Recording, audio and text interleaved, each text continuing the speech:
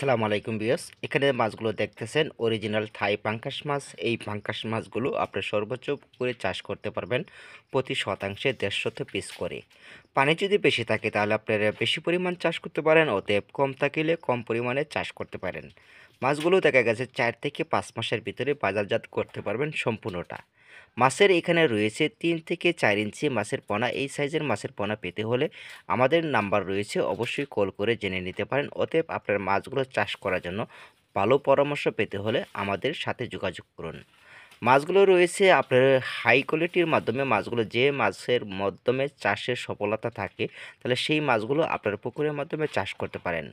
পুকুরের পানি সবুজ গাঢ় রং থাকতে হবে, অতএব পানি যদি কোনো রকম পচা থাকে তাহলে কোনো সমস্যা নাই।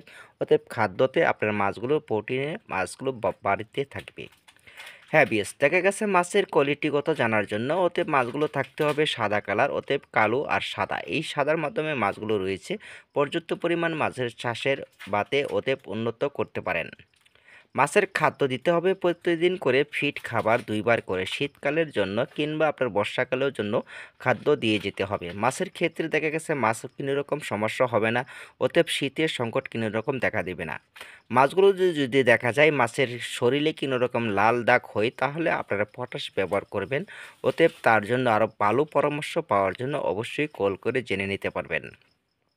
মাছের চাষ করেন, অতএব আপনারা 12 মাসের মাধ্যমে রয়েছে সবসময় যে কোনো সময়ের ভিতরে মাছের পোনা আমাদের কাছ থেকে সংগ্রহ করতে পারেন। আমরা সবসময় মাছের পোনাটা ডেলিভারি দিয়ে থাকি বাংলাদেশের যে কোনো প্রান্তে।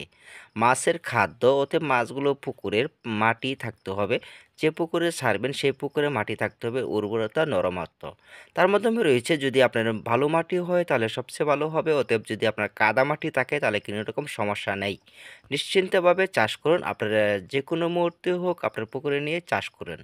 শীত কিংবা বৃষ্টি অতএব কোনো রকম সমস্যা হবে না, অতএব জটিল ভাব দেখা দেবে না। মাছের খাদ্য দিয়ে যাবেন প্রতিদিন 2 বার, অতএব মাছের দেখা গেছে আরও কোয়ালিটিভাবে জানার জন্য আপনারা কলের মাধ্যমে জেনে নিতে পারেন। মাছ খাদ্য কোনো রকম ঘাটতি করবেন না, প্রতিদিন 2 বার করে খাদ্য দিয়ে যাবেন। প্লিজ আমাদের ভিডিওটা কেমন হয়েছে, ভালো লাগলে অবশ্যই